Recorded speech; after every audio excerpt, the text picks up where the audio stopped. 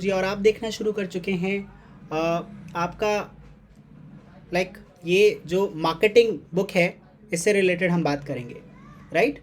इसमें पहला चैप्टर आप लोगों का है nature and scope of marketing. Unit 1 nature and scope of marketing right. तो इस पूरे इंट्रोडक्टरी यूनिट के अंदर आप जो पूरी बुक के अंदर होने वाला है वो आप जानेंगे। यहाँ पे आपके पूरी की पूरी बुक जो है प्रिंसिपल्स ऑफ मार्केटिंग राइट या मार्केटिंग आप लोगों का जो बुक है ये आप लोगों को जो रिफ्लेक्शन ऑफ बुक है ये इस यूनिट में मिलने वाला है कि इस पूरे बुक के अंदर हम लोग क्या क्या पढ़ेंगे उसका एक निचोड़ एक समरी इस पूरे चैप्टर के अंदर है right now. So what we will study the meaning of marketing, various marketing concepts, evolution of marketing, marketing कहाँ से आया, क्यों ज़रूरी है, किस तरीके से होती है मार्केटिंग, और किसी डेवलपिंग अगर मैं कंट्री की बात करूं, अगर मैं किसी डेवलपिंग कंट्री की बात करूं तो वहाँ पर मार्केटिंग किस तरीके से की जाती है। Now also will understand the concept of marketing mix and the component of marketing mix कि ये मार्केटिंग मिक्स क्या है और मार्केटिंग मिक्स के कंपोनेंट्स कौन कौन से होते हैं, इस बारे में भी हम बात करेंगे। So now let's begin with the meaning of the marketing. USA में ना 300 कॉलेज एडमिनिस्ट्रेशन से पूछा गया, जब उनसे पूछा गया कि आपके हिसाब से मार्केटिंग का मतलब क्या होता है, तो पता है 90% लोगों ने क्या कहा कि सेलिंग है। Marketing means when you are going to sell something, when you are about to sell something, when you are persuading people for your product to sell them the product right. These was the similar answers from all of the administrations, college administrators. 300 college administrator से जब ये पूछा गया तो उन्होंने similar सा जवाब क्या दिया कि मार्केटिंग का सिमिलर मतलब क्या है, सेलिंग है right. But they were wrong. Even अगर मैं अपनी कंट्री के अंदर भी बहुत सारे मैनेजर से पूछा जाए तो majority of them will give the similar reply. So it is very important to understand the marketing is much more than the selling or advertising right। ऐसा नहीं है कि ये दोनों इसके पार्ट नहीं है, सेलिंग और advertising is the part of the marketing but it is not the core marketing concepts right. Okay, ऐसा नहीं है कि सिर्फ और सिर्फ selling is marketing is all about selling और marketing is all about advertising right. These are the marketing functions or the part of the marketing but not the whole marketing concept lies in these two terms, selling or advertisement. According to AMA, American Marketing Association, marketing is the performance of business activities that directs the flow and services from producer to consumer. In earlier classes I have also defined to you guys कि जब भी कोई product produce होता है तो किसी भी product के प्रोडक्शन से लेकर उसके कंजम्पशन के बीच जितनी सारी एक्टिविटीज़ होती हैं, मैंने क्या कहा था एक बार रिवाइज करें अगर तो, या मैं दोबारा बता रहा हूँ कि किसी भी प्रोडक्ट के प्रोडक्शन से लेकर उसके कंजम्पशन तक, जब वो प्रोडक्ट बनाया गया है तब से लेकर जब तक उसे यूज़ ना कर लिया जाए, इसके दौरान जितनी सारी एक्टिविटीज़ की जा रही हैं, चाहे वो सप्लाई चेन हो, उसको स्टोर करना हो, उसको एडवर्टाइज करना हो, उसको पैकेज करना हो, उसकी प्राइसिंग रखनी हो, उसका मर्चेंडाइजिंग करना हो राइट। कुछ भी एक्टिविटीज़ जो आप कर रहे हो that all activities comes under marketing okay. So marketing is the performance of business activities that direct the flow of goods and services from producer to consumer और यूजर ओके। नाउ तो ये जो definition है बिना शक कि आप ये कह सकते हो कि जो ऊपर हमने डेफिनेशन दी उसका एक इम्प्रूवमेंट है कि मार्केटिंग सिर्फ सेलिंग नहीं है। According to this definition marketing also encompasses other activities along with the selling. अगर आप एक एंटरप्रेन्योर हैं जो एक नया बिजनेस शुरू करना चाह रहे हैं राइट, मान लेते हैं यहाँ पे हर्ष जो है वो बिल्कुल एक नया एंटरप्रेन्योर है। एंटरप्रेन्योर्स वो होते हैं जो अकेले बहुत सारी एक्टिविटीज़ करके because from the beginning business अपना शुरू करते हैं, बिजनेस फ्रॉम स्क्रैच जो शुरू करते हैं उनको हम एंटरप्रेन्योर कहते हैं। अभी के लिए फ़िलहाल ये वाली डेफिनेशन ले लेते हैं। तो ऐसे लोग जो ज़ीरो से अपना बिजनेस शुरू करते हैं, अगर आपके पास कोई भी प्रोडक्ट नहीं है in fact you will have to decide कि आपको क्या बेचना है. आपको ये डिसाइड करना होगा कि मुझे कौन सा प्रोडक्ट बेचना है, कौन सा प्रोडक्ट बनाना है. और आप ये डिसाइड कैसे करोगे? आप देखोगे ना मार्केट में नीड कौन सी है, लोग क्या चाह रहे हैं, किस चीज़ की कमी है. Is it right? तो जब भी मैं कोई प्रोडक्ट या सर्विस बनाने जा रहा हूँ या उसको सेल करने जा रहा हूँ, तो पहले मैं देखूंगा उस प्रोडक्ट या सर्विस की नीड कितनी है, नीड और अवेलेबिलिटी में गैप कितना है. Is it right? So this is can only do when you identify the need which requires satisfaction among the human beings. एक बार आपने ये आइडेंटिफाई कर लिया कि लोगों को कौन कौन सी चीज़ों की ज़रूरत है, तब आप ये सोच सकते हैं कि मैं कौन सा प्रोडक्ट या सर्विस लेकर आऊँ जिससे ये वाली ज़रूरत कम हो जाए या ख़त्म हो जाए. This is the part of the modern philosophy of marketing और the marketing concept. I guess now you guys are much more able to understand कि marketing is more than selling or advertising the products, right? It is also about knowing the requirement of product or service कि कहाँ पर जो gap है, कोई product जब हम बनाने जा रहे हैं और उसको जब बेचेंगे तो जो नीड है और जो अवेलेबिलिटी है इसके बीच में गैप कितना है. इस गैप को फुलफिल करने के लिए भी जिस कॉन्सेप्ट का यूज़ किया जाता है उसको भी हम मार्केटिंग के अंदर लेकर आते हैं. एक जो वेल नोन ऑथर हैं फिलिप कॉटलर, इकोनॉमिस्ट हैं, इन्होंने कहा कि भाई मार्केटिंग का मतलब क्या होता है, एक ऐसी ह्यूमन एक्टिविटी जो लोगों की नीड को एक्सचेंज प्रोसेस के थ्रू सेटिस्फाई करे. अगर आपके पास कोई, आपको क्या है भाई, आपने क्या करना है, आपने मार्केटिंग कॉन्सेप्ट सीखने हैं. फॉर एग्जांपल यहाँ पर जितने भी स्टूडेंट्स हैं इन दिस लेक्चर, तो आप लोगों को क्या करना है, मार्केटिंग के कॉन्सेप्ट सीखने हैं. There is a need that you guys want to learn the concepts of marketing, principles of marketing. तो आपने क्या किया, एक या तो आप हो सकता था बुक रीड करते, हो सकता था ब्लॉग पढ़ते, फिर आपको ये भी देखना है कि आपको एग्जाम्स भी देने हैं. So in that case what you have done is you opt for the classes. आप लोगों ने क्लास ली, आप लोगों ने क्लास के लिए ऑप्ट किया. सो एक ऐसी ह्यूमन एक्टिविटी हम लोग यहाँ पर कर रहे हैं जिसमें हम लोग कुछ तो एक्सचेंज कर रहे हैं. मैं आपको इन्फॉर्मेशन दे रहा हूँ, उसके बदले मैं एक फीस चार्ज कर रहा हूँ. Is it right? You guys, I am selling you my time and the information that I have. Is it?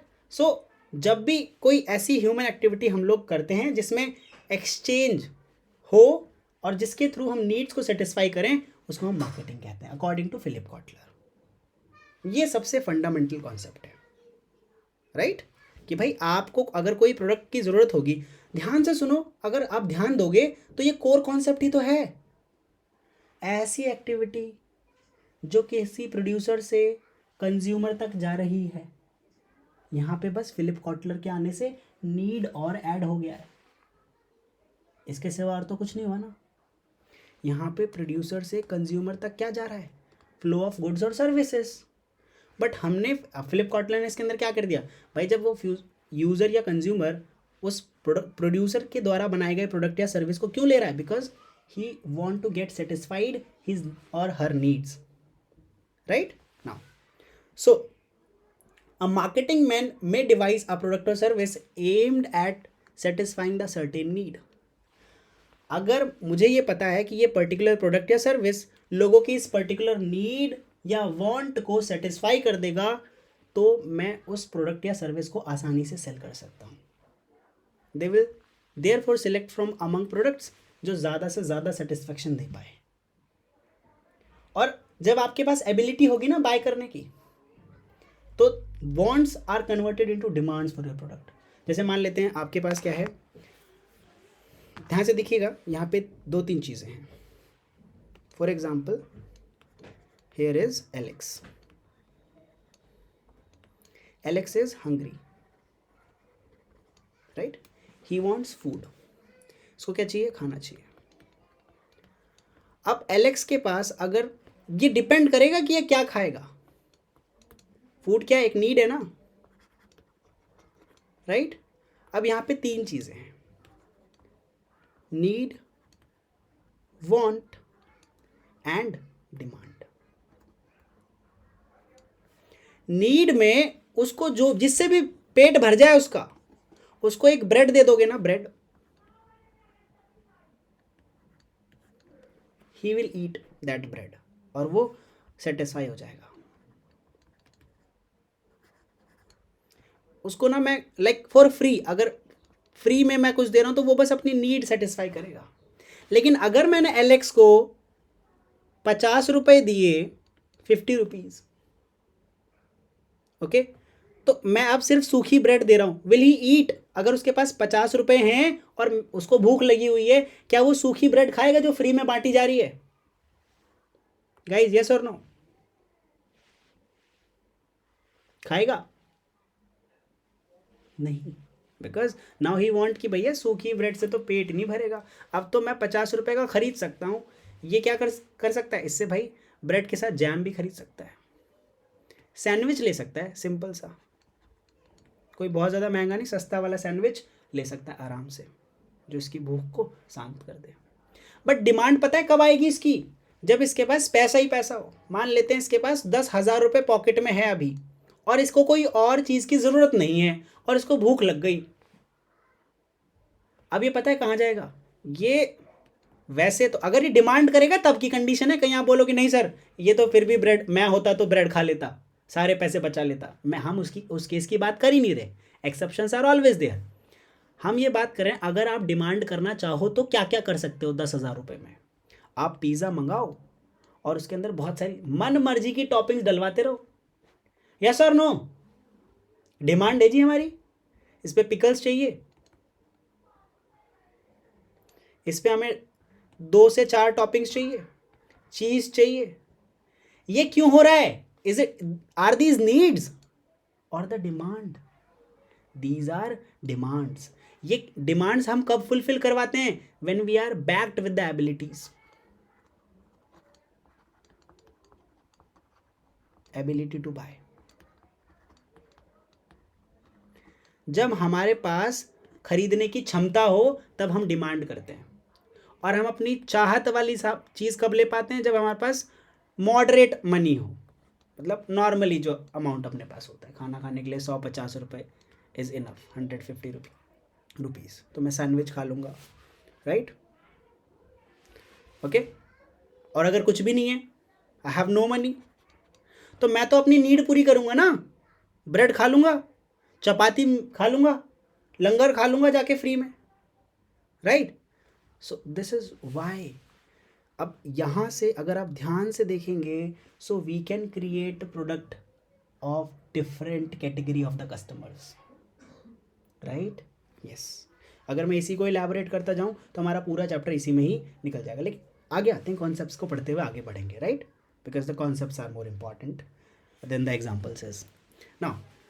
सो अगर आपके पास एबिलिटी है, but the ability to buy may be restricted on account of their economic background. अब उनके पास जितना पैसा है वो उसी के हिसाब से तो सामान खरीदेंगे ना। अगर आपको चेयर खरीदनी हो, मुझे चेयर खरीदनी हो, ऋतिक को खरीदनी हो, रेहान को खरीदनी हो, रवि को खरीदनी हो, और हम सबके पास पैसा ऐसे है, मेरे पास मान लेते हैं 100 रुपये है, ऋतिक के पास 1000 रुपये है, आर्यन के पास 10,000 रुपये है, रवि के पास 1,00,000 रुपये, और सबको चेयर खरीदनी है, तो मैं जाऊँगा छोटा सा स्टूल खरीद के ले आऊँगा, ऋतिक जाएगा एक ठीक ठाक सी प्लास्टिक की चेयर खरीद के ले आएगा, आर्यन जाएगा नॉर्मल सी ऑफिस चेयर, रवि लेकिन बॉस चेयर लेकर आए एकदम मस्त, राइट? अगर हम सब लोगों की सेम टाइप की नीड है तो हम लोग नीड, वांट, डिमांड उसी के हिसाब से करते चले जाएंगे। Now this when they are backed with ability to buy, the wants are converted into demands for the product. Therefore, when people decide to satisfy the need and want in terms of marketing activities, exchanges takes place. So this explains in detail the definition of the Philip Kotler. Philip Kotler ने क्या कहा? उन्होंने कहा ऐसी human activity जिसके अंदर हम लोग नीड को सेटिस्फाई करने के लिए एक्सचेंज प्रोसेस फॉलो करते हैं, और ये एक्सचेंज प्रोसेस उतना तगड़ा हो सकता है जितनी तगड़ी मेरी एबिलिटी है किसी चीज़ को खरीदने या उसको पॉजेस करने की, राइट? नाउ आगे बढ़ते हैं. So based on the above discussion, we can develop a process orientation definition. The process of ascertaining customer needs, converting them into product or services, and moving the product or service to the final consumer or user.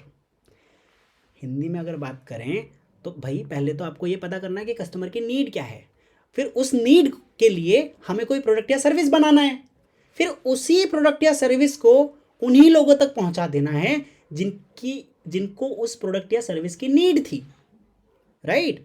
जिसके अंदर हम अपनी profitability का ध्यान रखेंगे और ensure करेंगे कि ऑप्टिमम यूज यानी कि इफेक्टिव और जितना अच्छा यूज हो सकता है हमारे पास जो रिसोर्सेज हैं उनका यूज करके, अच्छा यूज करके हम उन लोगों तक वो सारे के सारे प्रोडक्ट पहुंचाएंगे जिससे उनकी नीड सेटिस्फाई हो सके. इस पूरे प्रोसेस को हम मार्केटिंग कहेंगे. क्या कहेंगे? Marketing, right. किसी भी प्रोडक्ट को बनाने से लेकर उस प्रोडक्ट को कंज्यूम करने तक के बीच में की गई सारी एक्टिविटीज को मार्केटिंग कहते हैं, right. So in practice, often the business functions such as production, finance, marketing are performed by the separate departments with their own way of thinking. Production is often considered as the more important function as compared to the marketing. This practice is gradually losing the ground. अगर मैं आप लोगों से बोलूं कि अगर मेरे पास एक कंपनी है, आपके पास एक या हम लोगों के पास एक ऑर्गेनाइजेशन है, which department is most important, production या मार्केटिंग? यस, प्रोडक्शन या मार्केटिंग आपसे पूछा जाए तो प्रोडक्शन. ऐसा लग रहा है कि वो प्रोडक्ट जब तक बनेगा नहीं तब तक आएगा कैसे. बट अगर ध्यान से देखो तो आप अगर मैं इस कॉन्सेप्ट की जड़ में जाऊं ना रवि, ध्यान से सुनना, ध्यान से सुनने की कोशिश करना. अगर इस कॉन्सेप्ट के जड़ में जाते हैं तो आपने ना कोई प्रोडक्ट डिसाइड कर रखा है already. Product already decided, right, already decided. But अगर मैं मार्केटिंग कर रहा हूं ना, if I am doing marketing, तो मार्केटिंग में मैं सबसे पहले नीड देखूंगा, उसके हिसाब से मैं प्रोडक्ट या सर्विस बनाऊंगा, उसके बाद मैं उसको डिलीवर करूंगा. किसको? जिसको नीड थी. क्या क्या करके भाई उस प्रोडक्ट को प्रोड्यूस करूंगा, राइट. इसके बीच में जो प्रोडक्ट या सर्विस थी उसको प्रोड्यूस करूंगा यहाँ पे, और उस हिसाब से प्रोड्यूस करूंगा जिस हिसाब से नीड थी, according to need, right. With optimize use of resources. Optimize use का मतलब है अगर मेरे पास 100 रुपए ही हैं किसी भी चीज को बनाने के लिए, तो उस 100 रुपए का इतना इफेक्टिव यूज करूं जिसमें मैक्सिमम रिटर्न्स मुझे मिल सके, राइट. ऑप्टिमम यूज ऑफ,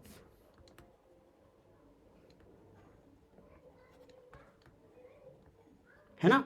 आप लोगों ने बहुत सारे लोगों को देखा होगा जो लोग बोलते हैं यार मेरे पे बिजनेस करने के लिए पैसा नहीं, बिजनेस करने के लिए पैसा नहीं, बिजनेस करने के लिए पैसा नहीं है. इसके उल्टा आप लोग ऐसे लोग भी देखते हैं कि यार 500 रुपए तो हैं, चलो ठेली शुरू कर देते हैं, घर से बना के लेके जाते हैं बेचने. बहुत सारे आप यूट्यूब के ऊपर या सोशल मीडिया के ऊपर, फेसबुक, यूट्यूब, इंस्टाग्राम और भी बहुत सारे सोशल मीडिया प्लेटफॉर्म्स हैं, वहां आप देखते हैं कि लोग घर से कुछ खाना बना के लेके आ रहे हैं, बाजार में बेच रहे हैं, राइट. बहुत कम पैसों में भी. So that is the optimum use of the resource. अगर वो भी सोचे कि मेरे पास बहुत सारा पैसा होगा तब जाके मैं यहाँ पे रेडी लगाऊंगा या दुकान खोलूंगा या किराया दूंगा, इतने सारे लोग रखूंगा तब जाके रेस्टोरेंट खुलेगा, right. Then you guys are doing, अगर आपके पास उतने रिसोर्स नहीं है then you are guys are doing wrong marketing and they are doing good marketing. Okay, now so use of optimum use of resources. इसके साथ साथ आप इसके अंदर प्रॉफिटेबिलिटी भी ऐड करेंगे. देखो प्रॉफिटेबिलिटी ना कोर सोर्स होती है आपके बिजनेस को हमेशा जिंदा रखने के लिए. अगर आपके बिजनेस को एग्जिस्टेंस में रहना है तो इतनी प्रॉफिटेबिलिटी तो कमानी होगी जिससे आप अपने बिजनेस को हमेशा रन कर सको और उसके साथ साथ आपकी ज़रूरत पूरी हो सके. दोनों में से कुछ भी कम हुआ तो आप वहाँ से वॉश आउट हो जाओगे. और ये सब किसके लिए करना है? जब आप कस्टमर की नीड पूरी कर रहे हो तब. तो ये तो हो गए मार्केटिंग कॉन्सेप्ट और ऊपर हो गए थे प्रोडक्शन कॉन्सेप्ट. प्रोडक्शन के अंदर आपने पहले से डिसाइड कर रखा है कि मैं तो मोमबत्ती की फैक्ट्री खोलूंगा और मोमबत्ती बनाए जा रहे हो, भले ही वो बिक रही हो या ना बिक रही हो. So production is important but under the marketing process. कब, किसके अंडर होना चाहिए आपका प्रोडक्शन? मार्केटिंग कॉन्सेप्ट के अंदर, राइट नाउ। सो ये जो पुराना वाला थॉट है कि हम प्रोडक्शन को ज़्यादा इंपॉर्टेंस देंगे, उसके बजाय आजकल क्या कॉन्सेप्ट चल रहा है, मार्केटिंग को ज़्यादा इंपॉर्टेंस देना। इस चैप्टर के एंड में मैं आप लोगों को बहुत सारे एग्जांपल्स दूंगा जिन्होंने मार्केटिंग कॉन्सेप्ट को यूज़ किया और अभी तक बहुत अच्छे प्लेस पर हैं और बहुत जल्दी बहुत ज़्यादा ग्रो कर कर आए हैं, राइट नाउ। चलिए, however if the product fails to satisfy some needs they would never sell the market in the marketplace। अगर आप घर से कुछ बनाकर लेकर आए, for example you don't have any money, आपके पास 400-500 रुपये ही था and you want to sell samosas. मान लेते हैं मैं ही ऐसा करने जा रहा हूँ, Kishan want to sell samosas, तो मेरे पास ना तो दुकान है ना ठेली है, कुछ भी नहीं है। घर पे गया, अपने चूल्हे पे बनाया, बाहर लगे बेच दिया। पसंद नहीं आया तो अगली बार से नहीं बनाऊंगा, समझ रहे हो? अगर लोगों को टेस्ट नहीं पसंद आया, मेरे रिसोर्सेज खराब ही नहीं हुए, राइट, मैं दोबारा दूसरा कुछ लेकर आऊंगा। लेकिन अगर मैंने डिसाइड कर लिया होता कि मैं समोसे की दुकान खोलूंगा और उसके बाद ऐसा हुआ होता तो मेरे को तो बड़ा लॉस होता ना। Okay, yes. वैसे आप इसको ना, यस नंदिनी,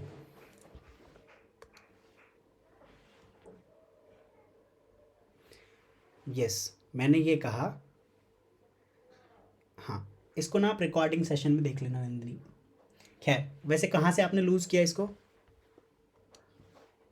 मैंने कहा कि प्रोडक्शन, अगर मान लेते हैं मैंने कोई ठेला लगाया और मैं अच्छे समोसे नहीं बनाता हूँ, लेकिन मुझे नहीं पता कि मैं कैसे बनाता हूँ, मेरे पास रिसोर्स सिर्फ 500 रुपये का है।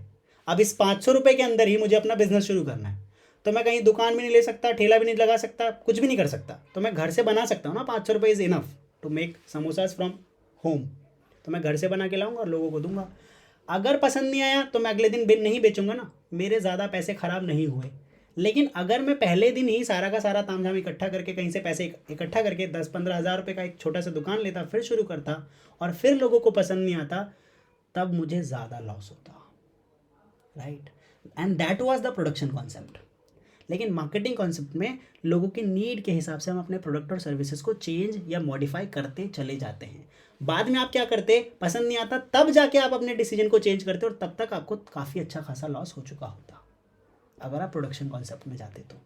खैर, वैसे आते हैं, अब हम अच्छे से डिस्कस करेंगे कौन कौन से मार्केटिंग कॉन्सेप्ट्स होते हैं और इसमें से सबसे बेस्ट मार्केटिंग कॉन्सेप्ट कौन सा है, राइट नाउ।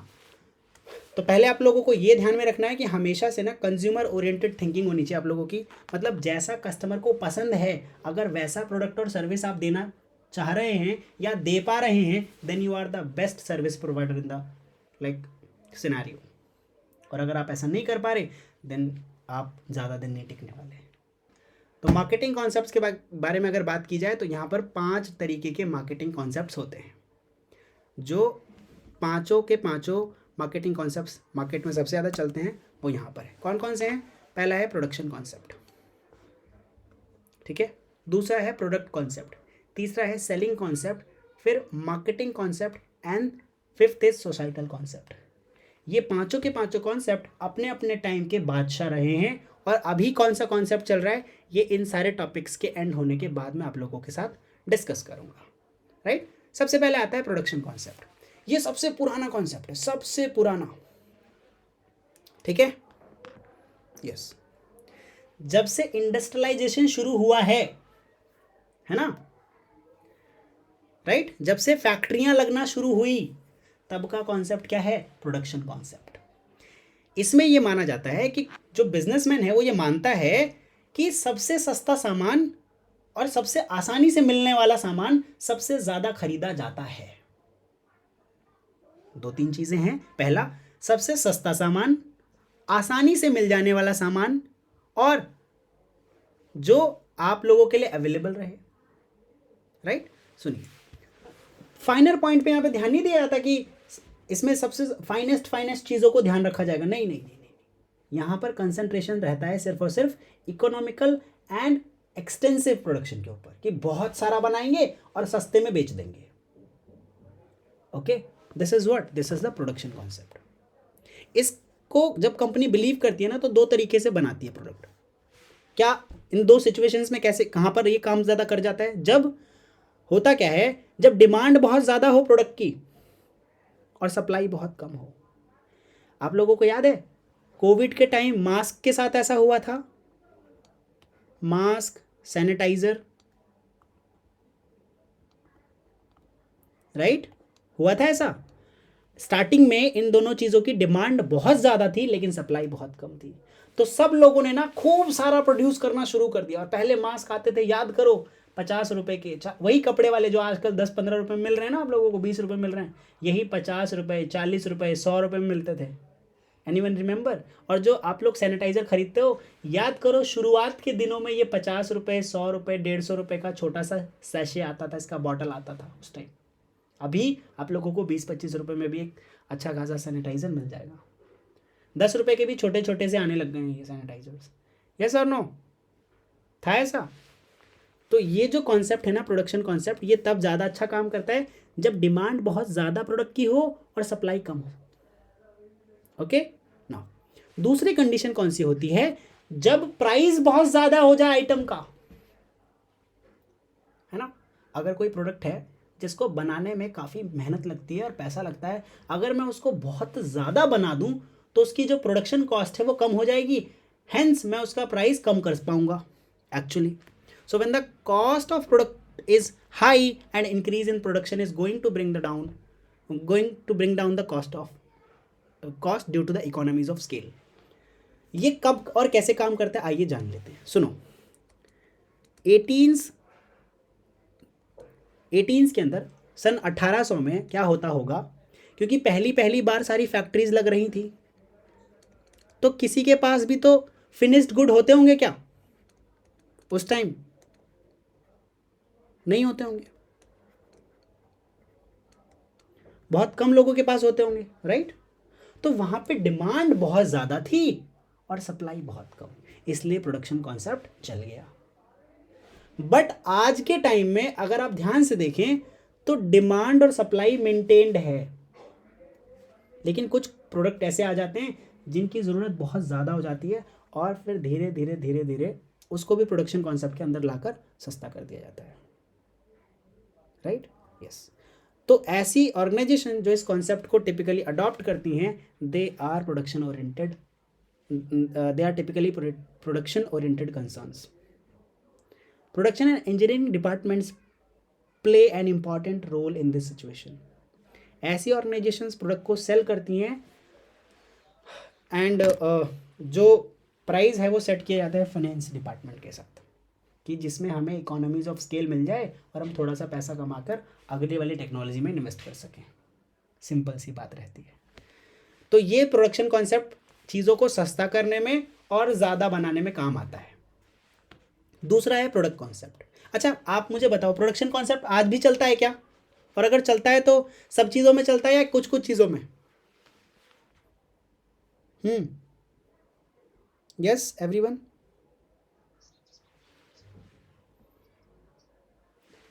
ओके, चलता है लेकिन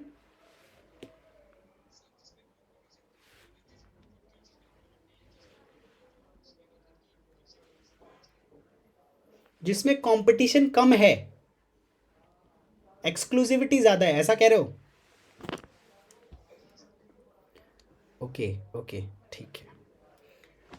नाउ आइए बात कर देते हैं प्रोडक्ट कॉन्सेप्ट के बारे में। यहाँ पे ना कुछ लोगों को जो साइंटिफिक उस टाइम के मैनेजर्स आए होंगे, उन्होंने कहा कि देखो ऐसा है, सब बात तो ठीक है, खूब सारा बनाएंगे वो तो ठीक है, पर ये जो क्वालिटी आ रही है ना प्रोडक्ट की, ये पसंद नहीं आ रही है कुछ लोगों को। तो उन्होंने क्या कहा, प्रोडक्ट अच्छा होना चाहिए, प्राइस की चिंता नहीं है। क्योंकि भाई जब पहली बार फैक्ट्रीज लगी होंगी, ऐसा थोड़ी कि सब लोग गरीब ही होंगे, बहुत सारे लोग ऐसा होंगे कि भैया मेरे को सबसे अच्छा प्रोडक्ट देना, जितने मर्जी पैसे मांगोगे दे दूंगा।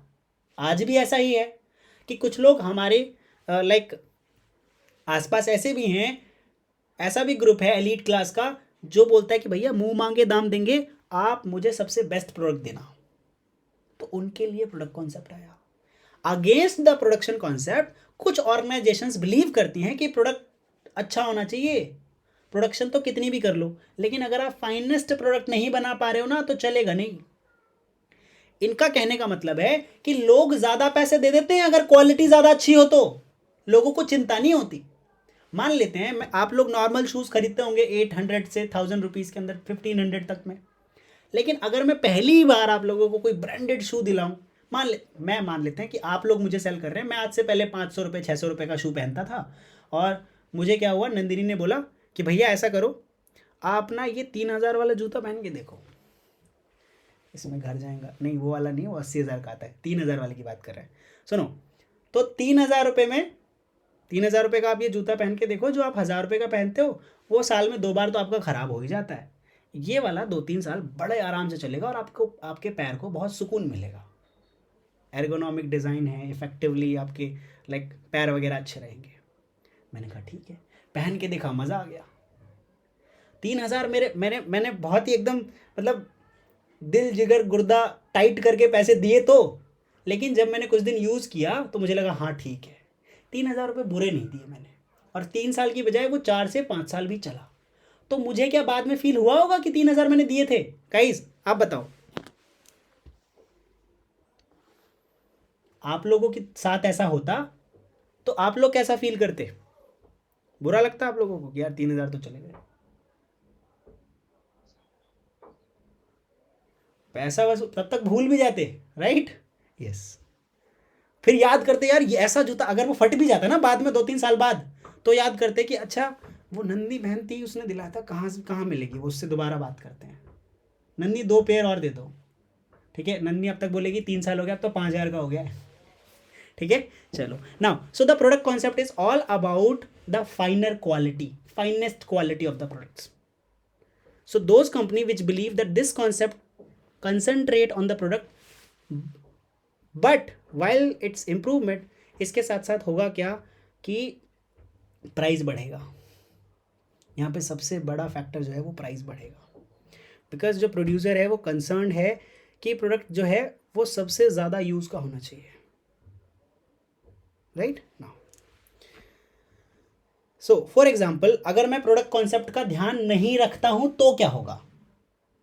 प्रोडक्ट कॉन्सेप्ट के हिसाब से तो मैं कंज्यूमर के हिसाब से बनाऊंगा प्रोडक्ट, लेकिन अगर मैं प्रोडक्ट कॉन्सेप्ट का ध्यान नहीं रखता हूं और अपनी मर्जी से कोई भी प्रोडक्ट लॉन्च कर दूं, तो सुनो, मान लेते हैं मैं एक बिस्किट बनाने का मैन्युफैक्चरर हूं, मैंने एक नए ब्रांड का बिस्किट बनाने की कोशिश की है, जिसके अंदर बहुत सारे इंग्रेडिएंट डाल दिए, बढ़िया कलर यूज़ करा, पैकेजिंग यूज़ करी, इलायची के साथ उसके अंदर मैंने जो है खोया भी डाल दिया, उसके अंदर मैंने नट्स भी डाल दिए, उसके अंदर मैंने चॉकलेट भी डाल दिया, उसके अंदर मैंने मतलब कुल मिला के अपनी तरफ से सबसे बेस्ट बिस्किट बनाने की कोशिश करी।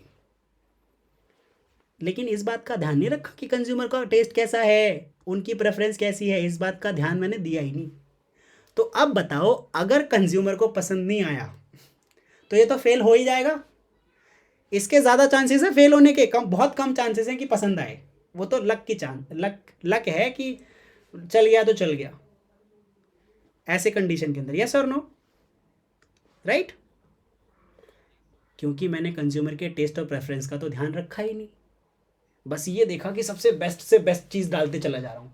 अरे भाई, बेस्ट तो डाल रहे हो, लेकिन ये भी तो देखो इनका कॉम्बिनेशन कैसा बनेगा, लोगों को ये पसंद आएगा भी या नहीं आएगा, या बस आप ऐसे ही बस बेचे ही जा रहे हो इसको। ओके, नाउ चलिए, अगला कॉन्सेप्ट है सेलिंग कॉन्सेप्ट। यहां पे हुआ क्या, देखो, sometimes the main problem of enterprise is not more production. ये प्रॉब्लम नहीं होती कि ज़्यादा नहीं बना पाएंगे, प्रॉब्लम ये होती है ज़्यादा बना तो लेंगे लेकिन बेचेंगे कैसे? Yes, similarly a better product may not assure success in the market. ऐसा नहीं है कि आपका प्रोडक्ट अच्छा है तो बहुत बिक जाएगा, ऐसा है क्या? ऐसा नहीं है। आपकी सेल्स टीम भी भारी होनी चाहिए। भारी से मेरा मतलब है you must have effective sales team in order to sell your product.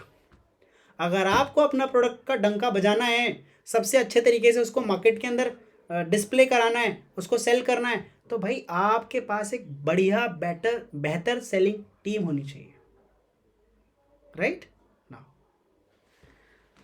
so they also believe that the consumers left to themselves will not buy enough of the organization product and services, and hence considerable promotional efforts is justified। ये कह रहे हैं अगर हम promotional efforts नहीं लगाएंगे ना, तो तो माल बिकेगा ही नहीं, बिकेगा ही नहीं। इसका मतलब है हमें बहुत सारा एफर्ट लगाना पड़ेगा प्रमोशन करने में, जिसमें हम प्रोडक्ट को सेल करने के लिए कर रहे हैं। तो सेलिंग कॉन्सेप्ट ये अज्यूम करता है that the consumers on their own will not buy enough of organisations product. Customer अपने आप उस पर्टिकुलर ऑर्गेनाइजेशन का खूब सारा प्रोडक्ट नहीं खरीदेगा जब तक आप उसके अंदर प्रमोशनल और सेल्स एफर्ट नहीं लगाओगे। तो ऐसा इस सेलिंग कॉन्सेप्ट के अंदर माना जाता है, और ऐसा है भी।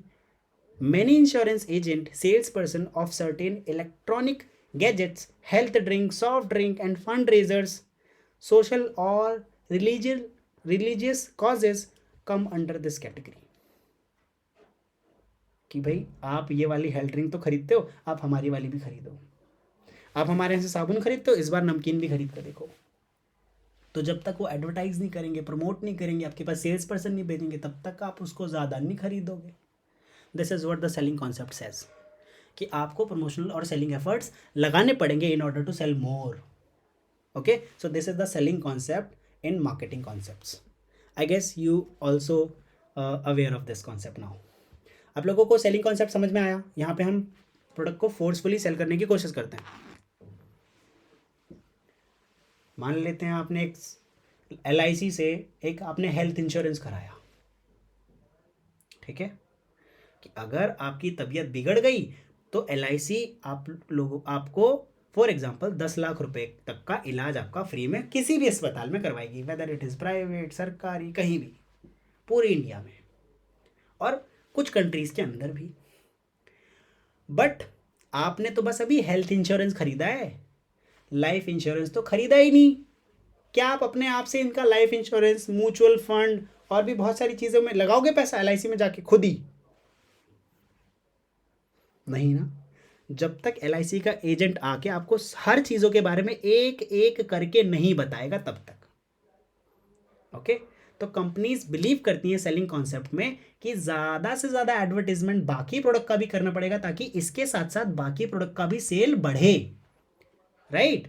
यस। Now Ravi please.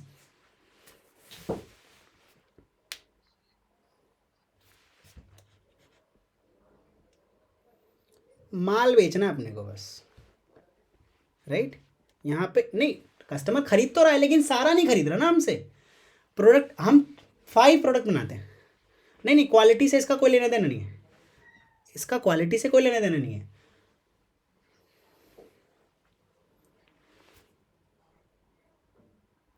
कैसे भी करके हमको माल ज़्यादा बेचना है। हाँ, अगर मैं आपसे स्टेट बैंक ऑफ इंडिया यानी कि SBI के बारे में बात कर रहा हूँ, right? Welcome Suman Roy, who is this? Sorry, please your type your name in the chat box. Okay, सुनिएगा, मैंने क्या कहा कि अगर फॉर एग्जांपल दोबारा से हम सेलिंग कॉन्सेप्ट के ऊपर हैं तो आगे चलते हैं। मान लेते हैं SBI यानी कि स्टेट बैंक ऑफ इंडिया, ऐसा तो है नहीं कि ये बस आप लोगों को सेविंग अकाउंट देती है, ऐसा है क्या? है ना, सेविंग अकाउंट तो नहीं देती सिर्फ, इसके साथ साथ आप लोगों को म्यूचुअल फंड्स, ठीक है, आप लोगों को लाइक ट्रेडिंग वगैरह में भी हेल्प करती है, क्रेडिट फैसिलिटी देती है, करंट अकाउंट खुलवाती है, लोन देती है, ठीक है, और भी बहुत सारे ये लोग काम करते होंगे, यस और नो? पर आपने तो अपना जो है सेविंग अकाउंट खुलवा रखा है, बस आपको बाकी सर्विसेज के बारे में पता ही नहीं है। तो जब तक SBI प्रचार नहीं करेगा कि हमारे यहाँ से होम लोन खरीदो, होम लोन खरीदो, होम लोन खरीदो, तब तक आप इसके होम लोन नहीं खरीदोगे।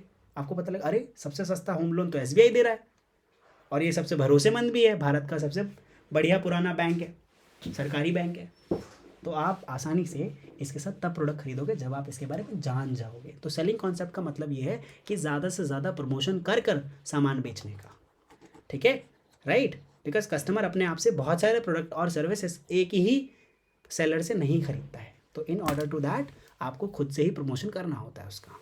That is the main motto of the selling concept. Now next is marketing concept, right. इस इवोल्यूशनरी प्रोसेस के अंदर बहुत सारे ऑर्गेनाइजर्स हैं जिन्होंने ये फोकस किया कि यार मार्केटिंग ना एक ब्रॉडर प्रोस्पेक्टिव है। मतलब अगर हम किसी कस्टमर की नीड को ध्यान में रखते हुए कोई प्रोडक्ट बना रहे हैं और उसको बेचते हैं, उसको पसंद आएगा तो अगली बार वो खुद आएगा, right. Yes. Now so under the marketing concept, organizations consider the need and want of the consumers as guiding spirit and delivery of such goods and services. Okay, जो उन कस्टमर्स की नीड और वांट्स को satisfy कर सके। मतलब यहाँ पे पहले देखा जाएगा कि कस्टमर्स को पसंद क्या है, फिर उस हिसाब से प्रोडक्ट बनाया जाएगा, फिर वो प्रोडक्ट डिलीवर किया जाएगा, फिर अगर लोग सेटिस्फाई होंगे तो ज़्यादा से ज़्यादा प्रोडक्ट खरीदेंगे। पता है आप लोगों को। अब चलो आप लोगों को इसके साथ एक लाइव एग्जांपल दे देता हूँ, है ना। मान लेते हैं अभी फीफा वर्ल्ड कप हो रहे थे, राइट।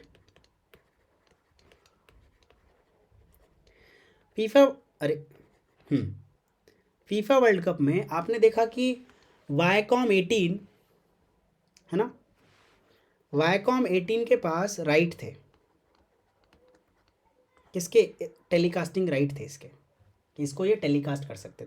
तो वायकॉम 18 रिलायंस का है। इन्होंने क्या किया, जियो टीवी पे इसको फ्री में किया ना, फ्री में वर्ल्ड कप को आप लोगों को शो किया। सिर्फ आपको लॉगिन करना है, जाके आप लोगों को बस ये शो देखना है। पता था आप लोगों को फ्री में मिल रहा था आप लोगों को ये फीफा वर्ल्ड कप, है ना। जियो सिनेमा, अच्छा जियो टीवी या जियो सिनेमा कुछ भी बोल दूँ, समझ रहे हो ना आप लोग। यस, मैं माफ़ी चाहूँगा, मुझे प्रोडक्ट का नाम याद नहीं था। तो जियो सिनेमा, राइट, सिनेमा, हाँ सुनो। तो जियो सिनेमा पे फ्री शो दिखा रहे हैं। आपको पता है बहुत पैसा लगाया इन्होंने, तब जाके इनको ब्रॉडकास्टिंग राइट मिलते हैं, और ये आपको फ्री में दिखा रहे। क्यों क्यों पता है, इतना बड़ा कस्टमर बेस, देखो बहुत बड़ा कस्टमर बेस आएगा, ठीक है। उसको हैंडल कैसे करते हैं। आप लोगों ने बीच बीच में लैग भी देखे होंगे, देखे थे लैग,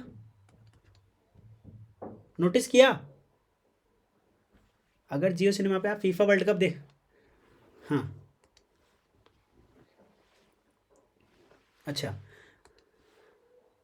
ठीक है, उससे इतना रेवेन्यू जनरेट नहीं होता जितना उन्होंने आपके ऊपर खर्च कर दिया।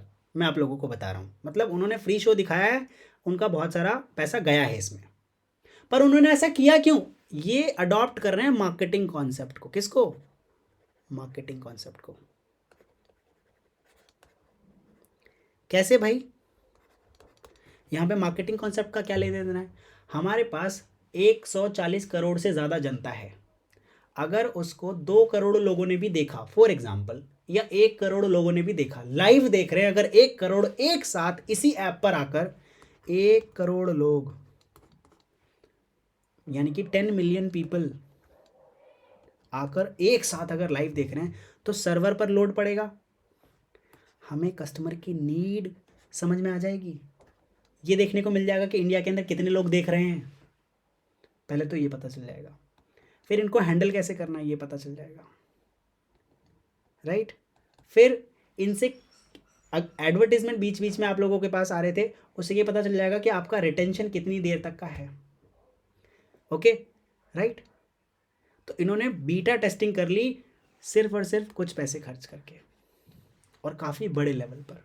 और आप ध्यान से देख रहे होगे तो ये 4K और 8K में आप लोगों को दिखा रहे होंगे। सबसे बढ़िया क्वालिटी आप लोगों को जियो सिनेमा पे ही देखने को मिल रही थी, अगर किसी ने नोटिस किया हो तो, ठीक है। यस, तो इन्होंने सारी टेस्टिंग कर ली। अब इनको ये पता चल गया कि आप लोगों की नीड्स कैसी है। आने वाले जो भी IPLs वगैरह होंगे इंडिया के अंदर, हम क्रिकेट बहुत ज़्यादा फेमस है, तो अभी हॉटस्टार चलता है, आने वाले टाइम में जियो सिनेमा इसको ओवरटेक करने वाला है, just using the marketing concept. Okay, now so in other words, under this practice the task of marketing begins with the finding कि कस्टमर को चाहिए क्या, और उसके बाद उस प्रोडक्ट को बनाया जाता है जो कस्टमर की नीड और वांट को फुलफिल कर सके, मैक्सिमम सेटिस्फैक्शन दे सके। आप लोगों ने अभी हाल ही में जियो स्टोर करके लॉन्च हुआ एक ऐप, है ना, जियो स्टोर, ओके, जहाँ से ग्रोसरी वगैरह ये सब खरीद सकते थे। आपने नोटिस किया होगा, अभी दिवाली के टाइम पे आया था। उस पर लिखा हुआ था बीटा, राइट, है ना, जियो स्टोर, ऊपर लिखा था beta, because that was also interesting, okay. लेकिन एजियो पे तो नहीं लिखा रहता, एजियो पे भी लिखा है क्या बीटा?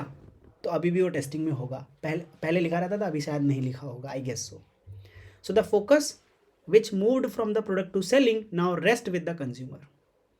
सो जब ऑर्गेनाइजेशंस मार्केटिंग कॉन्सेप्ट को प्रैक्टिस करने लग जाती हैं तो उनकी जो एक्टिविटीज़ हैं, manufacturing, finance, research and development, quality control, distribution, ये कस्टमर को सेटिस्फाई करने के लिए लग जाते हैं कि बेस्ट पॉसिबल तरीके में हम कस्टमर को कैसे सेटिस्फाई कर सकते हैं। और इनका सिंगल वैल्यू कोर जो बन जाता है वो कस्टमर को सेटिस्फाई करने का बन जाता है। So companies produce what consumer wants and then satisfy consumers and make profits, okay now. So ऐसी कंपनीज जिन्होंने ये सारी मेच्योरिटी अटेन कर ली है, वो बाद का भी फ्यूचर अभी इन लोगों के साथ देख सकते हैं। So the companies which want to make quick bucks also do not adopt this concept, कि भैया जिनको तुरंत पैसा कमाना है ना, उसमें ये मार्केटिंग कॉन्सेप्ट काम नहीं आएगा, क्योंकि मार्केटिंग करने के लिए लोगों की नीड समझनी पड़ेगी। लोगों की नीड समझने के लिए आपको उनको प्रोडक्ट या सर्विस डिस्ट्रीब्यूट करना पड़ेगा, जिसमें लगता है बहुत सारा पैसा, बहुत सारा टाइम, रिसर्च एंड डेवलपमेंट। तो आपको तुरंत पैसा कमाना है तो आपने ये सारी चीज़ें करना भूल जाओ, हो ही नहीं पाएगा, तो आप ये अडॉप्ट नहीं कर सकते और आप इसको रन नहीं कर सकते। In spite of hurdles now it is now a world wide experience. Companies जो सक्सेसफुल हैं, enjoy goodwill and growing in long run, उन्होंने इस मार्केटिंग कॉन्सेप्ट को अपने साथ ऐड किया है। आप दूर मत जाइए, टाटा का एग्जांपल ले लीजिए। टाटा इन एवरी सर्विसेज और प्रोडक्ट्स दे लाइक, उनके पास ना इंडिया की नब्ज है, राइट, कि लोग कैसा सोचते हैं। Do you guys know Lakme? Have you guys heard about Lakme? भाई किसने नहीं सुना होगा Lakme, okay, yes yes Hrithik,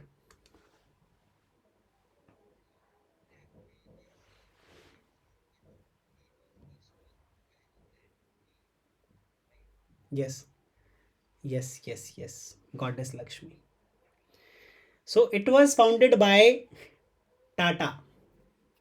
Okay, it was founded by Tata. तो ये बाद में एक फॉरेनर कंपनी को बेच दी गई, मतलब उन्होंने ओवरटेक कर लिया इसको। अभी भी कुछ स्टेक है जो इनके पास है, ओके ना। ये कब हो रहा था? जब इंडिया के एक्सपोर्ट्स बहुत ज़्यादा, इम्पोर्ट सॉरी, बहुत ज़्यादा बढ़ रहे थे ब्यूटी प्रोडक्ट्स के अंदर।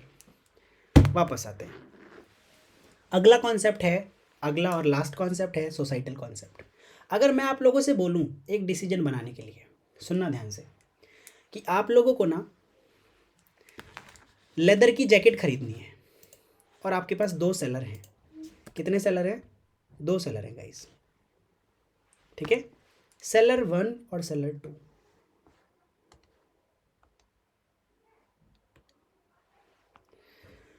आप लोगों के पास 2 सेलर्स हैं, seller A and seller B. Seller A क्या करता है, वो हर साल ना प्लांटेशन करता है, और सेलर बी ऐसा कुछ भी नहीं करता। सेलर ए अगेन ये कुछ पैसे डोनेट करता है, ठीक है, ये ऐसा कुछ भी नहीं करता।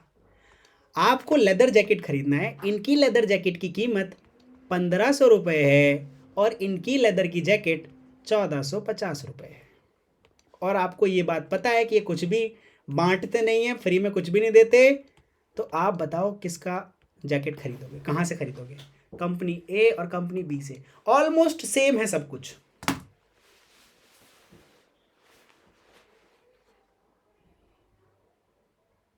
This is what the societal concept is. इसी को हम लोग सोसाइटल कॉन्सेप्ट कहते हैं। जब कि कोई भी कंपनी या कोई भी ऑर्गेनाइजेशन हमारी सोसाइटी को हेल्प कर रही होती है, तब हम उस कंपनी या उस ऑर्गेनाइजेशन के लिए ज़्यादा अच्छे तरीके से सोचते हैं, उनकी तरफ इंक्लाइंड हो जाते हैं और हम उस कंपनी के लिए पॉजिटिवली सोचकर वहाँ पर ज़्यादा प्रोडक्ट बाय करते हैं. With a growing awareness of social relevance of business, there is an attempt to make marketing also relevant in society. In a sense, marketing is not a business activity alone, but must take into account the social needs. Excessive exploitation of resources, environmental deterioration, and the customer movement in particular have necessitated the recognition of relevance of marketing to the society.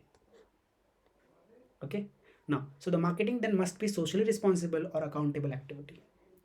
पता है, एक मैं company का नाम आप लोगों को search करने के लिए बोलूँगा. एक कंपनी है, अभी जैकेट की बात आई है तो एक मुझे दोबारा से एक एग्जांपल याद आ रहा है. कंपनी है, उन्होंने ना अपनी एडवर्टीजमेंट पे छपवाया कि मेरे को ये लेदर जैकेट बनाने में हम इतने जानवरों को मारते हैं, इतना सारा पोल्यूशन होता है, इतने सारे वर्कर्स काम करते हैं, तब जाके आपके लिए सिंगल जैकेट बनती है जो हम बनाते हैं. और इसका एडवर्टीजमेंट फ्रंट पेज पर दिया गया.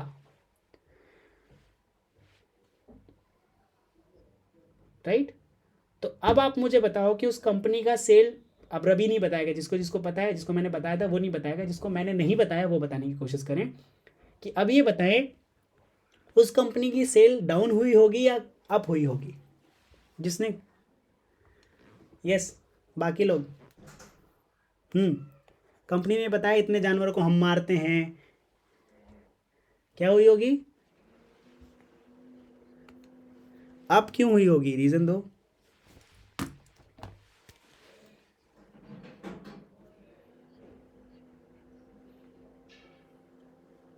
Yes yes, okay, yes yes, फटाफट. बोलिए ना, बोलिए.